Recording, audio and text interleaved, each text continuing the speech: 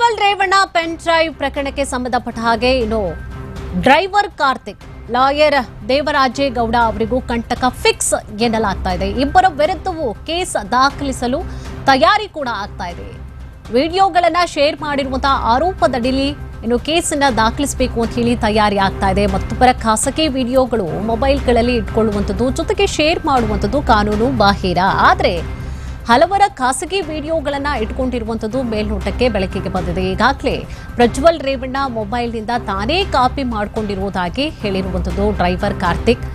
ಮೊದಲು ಕಾಪಿ ಮಾಡಿಕೊಂಡಿದ್ದಾರೆ, ಆನಂತರವಾಗಿ ಒಬ್ಬರಿಂದ ಮತ್ತೊಬ್ಬರಿಗೆ ಸರ್ಕ್ಯುಲೇಟ್ ಮಾಡಿರುವಂಥದ್ದು. ಇನ್ನು ಡ್ರೈವರ್ ಕಾರ್ತಿಕ್ಗೆ ಹೇಳಿರುವಂತಹ ಪ್ರಕಾರವಾಗಿ ಅದನ್ನ ಅವರೇ ಕಾಪಿ ಮಾಡಿಕೊಂಡು ಆನಂತರವಾಗಿ ದೇವರಾಜೇಗೌಡರಿಗೆ ಅದನ್ನ ನೀಡಿರುವಂಥದ್ದು.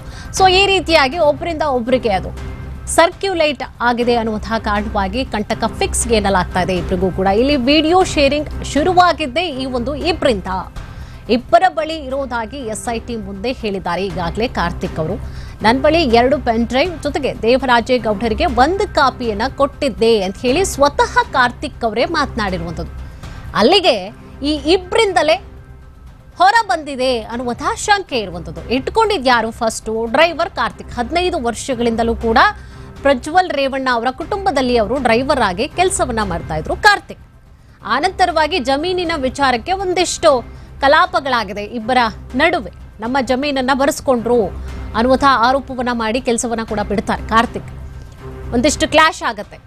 ಆದ್ರೆ ಈ ಒಂದು ವಿಡಿಯೋಗಳನ್ನ ಕಾಪಿ ಮಾಡ್ಕೊಂಡಿರ್ತಾರೆ, ಪ್ರಜ್ವಲ್ ರೇವಣ್ಣ ಅವರಿಂದ ಕಾಪಿ ಮಾಡ್ಕೊಂಡಿರ್ತಾರೆ. ಅದನ್ನ ದೇವರಾಜೇಗೌಡರಿಗೆ ಅದನ್ನ ನೀಡಿರ್ತಾರೆ. ಆದ್ರೆ ಇಲ್ಲಿ ಕ್ಲಿಯರ್ ಅದನ್ನ ಇಟ್ಕೊಂಡಿದ್ದು ಫಸ್ಟು ಡ್ರೈವರ್ ಕಾರ್ತಿಕ್, ಆನಂತರವಾಗಿ ಲಾಯರ್ ದೇವರಾಜೇಗೌಡರಿಗೂ ಕೂಡ ಅದನ್ನ ನೀಡಿರ್ತಾರೆ ಅವರು. ಸೊ ಇವರಿಬ್ಬರಿಂದಲೇ ಇದು ಸರ್ಕ್ಯುಲೇಟ್ ಆಗಿದೆ ಅನ್ನುವಂತಹ ಶಂಕೆ ಇರೋದ್ರಿಂದಾಗಿ ಕಂಟಕ ಫಿಕ್ಸ್ ಅಂತ ಹೇಳಿ ಹೇಳಲಾಗ್ತಾ ಇದೆ. ಈಗಾಗಲೇ ಪೆನ್ ಡ್ರೈವ್ ವಿಡಿಯೋ ಬಿಡುಗಡೆಯ ಬಗ್ಗೆ ಇಬ್ಬರ ವಿರುದ್ಧ ಕೂಡ ಈಗಾಗಲೇ ಆರೋಪಗಳು ಕೇಳಿ ಬರ್ತಾ ಇದೆ.